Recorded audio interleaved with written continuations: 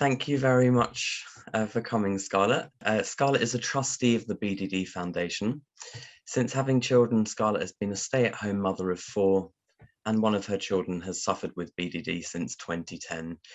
She's had to fight the NHS system to obtain the treatment that her daughter desperately required, and Scarlett has gained an extremely close insight into BDD and the struggles of living with and supporting someone with BDD. So in her talk, Scarlett will share her insights from parenting a child with BDD, and she'll discuss the impact that this has had on familial relationships before, during, and after her daughter had accessed treatment. There'll be a discussion afterwards that Scarlett will be hosting for other parents, and where she'll be able to answer questions based on her own insights and her lived experience. There is a content warning for this talk, that the talk does have some mentions of self-harm and suicidal ideation. For anyone who needs more kind of support or information around those areas, you can find some signposted resources in the description for this talk, or contact the OCD Action Helpline. But yeah, thank you very much, Scarlett, and I'll hand over to you. Thank you, Christian. Well, today I'm going to talk, but I've got some notes here because otherwise I could probably talk for hours, and I want to keep it shortish so that we can have a discussion. Parenting a child is challenging at the best of times, but parenting a child with BDD is all-consuming and very emotional. My experiences first started over 11 years ago. It was a very lonely, emotional, and exhausting time of my life.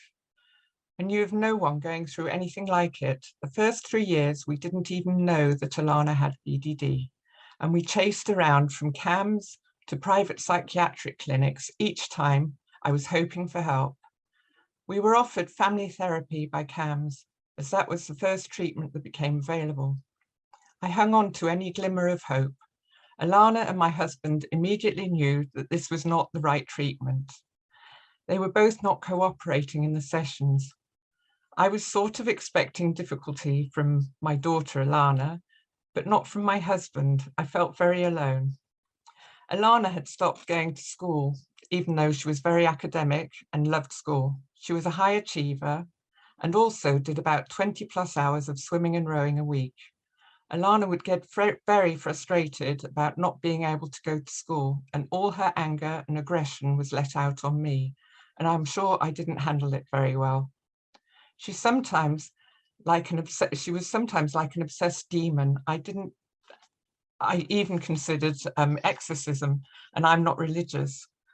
And she was violent towards me, but she would feel so guilty and later apologize. I would always say to myself, this is not my amazing daughter that is talking or causing this. It is a demon. I remember on several occasions getting into bed being exhausted, and Alanah would suddenly kick off and call me to her room at midnight. Every time I thought she was calm and go back to bed, I was called again. Every now and again, she would try going back to school.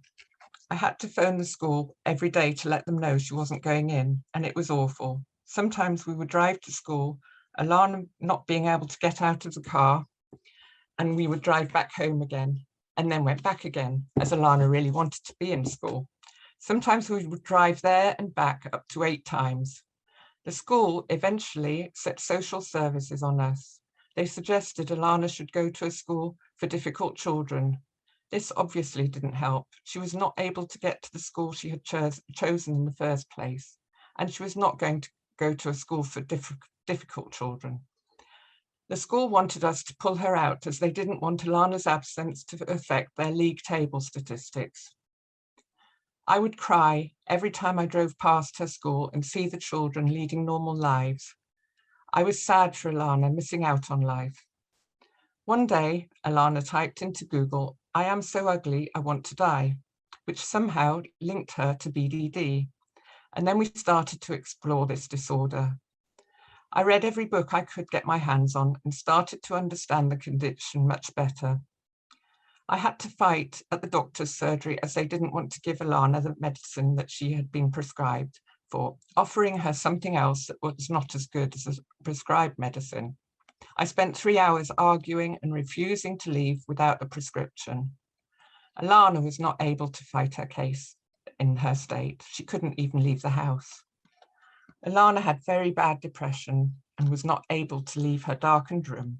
I would have to bring her food and drink, and once a week I would force her to have a bath, and I would have to wash her hair for her. I would try to get her out of her room and take her for drives in the countryside where she could not be seen. I did everything that would encourage her to get out of bed. I found that she opened up a bit whilst we were driving, as I wasn't directly looking at her. She found it easier to talk to me. Alanah also found that baking was therapeutic, so I encouraged this. Alanah lost contact with all of her friends as she would not be at school and only see them on very few social occasions, which I encouraged her to go to get out of the house and also to rekindle any connection to normal life.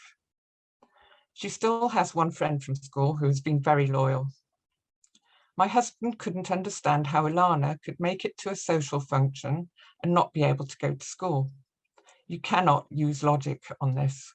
A social function is a one-off special event and not a daily routine. Alcohol also made it easier for Alanah to pluck up the courage to go to a party. It can be dangerous, as obviously it can lead to addiction, and it always causes depression on the following days. You cannot use logic on mental health. I realized I had to discourage certain behaviors like skin picking, mirror checking, and assurance seeking. This was so difficult and would often end up in arguments. The endless question, how do I look? Alanah obsessed about her looks and thought she was monstrous and hideous and couldn't put it on anyone in the public to see her. She thought she was worse than a murderer. It is not vanity. In Alanah's eyes, she wanted to look normal. She wanted plastic surgery desperately. All this had an impact on my life. I also avoided going out. I was scared to leave the house and leave her alone because of self-harm or suicide. My friends were judgmental and thought I was too soft on Alanah. One even said that it was my fault as I was pandering to her every need. I really did not need that advice. I also always felt that I was dealing with the situations badly and saying the wrong things. I started overthinking every response I gave to Alanah, delaying my response and even sometimes not replying. But this frustrated Alanah as much as saying the wrong thing. Alanah once said since her recovery that no matter what I replied, she would have kicked off anyway. My husband would not understand. I think he even felt jealous of the time I spent looking after Alanah and refusing to go out to social functions with him. He was using his logical mind and I thought he was very cold, and I began to resent him for this. We grew very distant. Alanah has two older brothers and one younger brother. They also felt that I was spending a lot more time caring for Alanah than them, mainly the younger one. I tried to explain this to them and they did understand, but my younger son would get jealous as I would do things for Alanah that I was reluctant to do for him. I felt guilty. I tried to do everything for them to compensate for this time I spent with Alanah. I was exhausted. Most of the time, I just went through the motions. On the odd occasion, I did have to do a grocery shop and my husband was away. I would have to put my youngest son on suicide watch. It was a big ask for a 12-year-old, and it worried me. Grandparents and other relatives can also be a challenge, especially the older generation, as mental health was not talked about or even hidden. They have no knowledge. My mother-in-law thought Alanah was a spoilt brat, and my father would make some very unhelpful suggestions. Social situations were always very difficult. Everyone boasts about their academic achievements of their children, and all I could say was Alanah didn't attend school. That immediately cut the conversation off. I have always been very open about the situation. Our society is too hung up on school education. I was very anxious due to the social pressures when yet another year went by that Alanah didn't attend school. But the most important thing is to recover before trying to do too much. On the other hand, having a small goal may also encourage the will to recover. I found it important to set small goals. Alanah used to get overwhelmed and felt better when we broke things down a bit and set smaller goals and tried to take smaller steps at a time. I saw an article in a newspaper about the Maudsley doing a trial to treat adolescents with BDD, so I got in touch.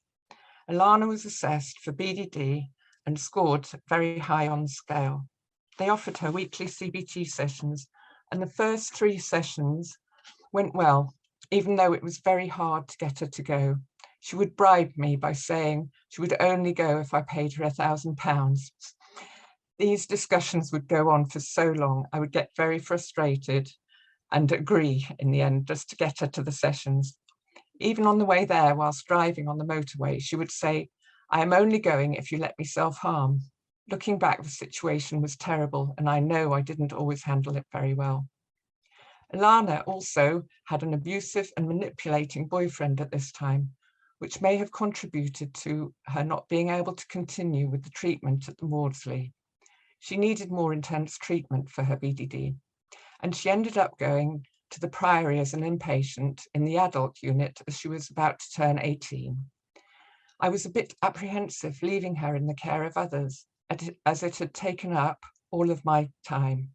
On the other hand, I was exhausted, and for the first time, I was able to browse in shops and meet up with friends. I would visit her every weekend and sometimes during the week.